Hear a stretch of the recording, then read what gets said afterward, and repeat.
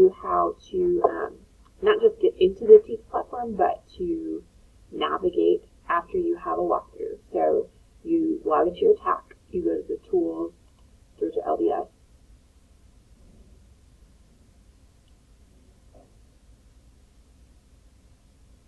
and then once it loads, you'll go to the TKES and LEAPS platform.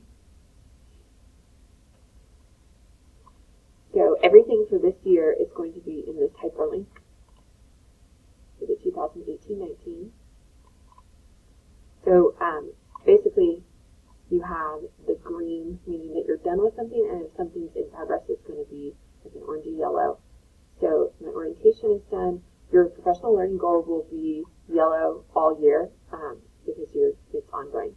You have your self-assessment that should be done by now, and then you have your teacher assessment. So this is where your observations come in.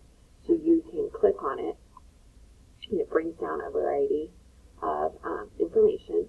So you can document your performance, like with your uploads of different things for the 10 TKES standards. So once you have a walkthrough, you can actually click on it, and then that will load the comments and the different areas. Now for a walkthrough, it's not all 10 that are rated.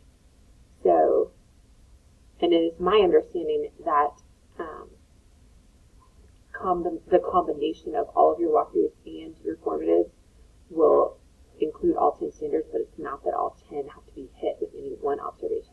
So you can see who did it and when, and then you scroll down, and so you'll notice like professional knowledge wasn't rated because it was just a walkthrough. So I had 3 that were rated. So whichever ones are rated, you'll see your level, and then you'll see the comments, and so you can kind of scroll all the way down.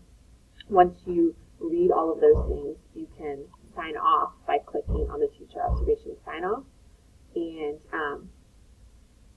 I already did it, so I don't think that I can edit any further. But when you go into it, there's like an edit button, and then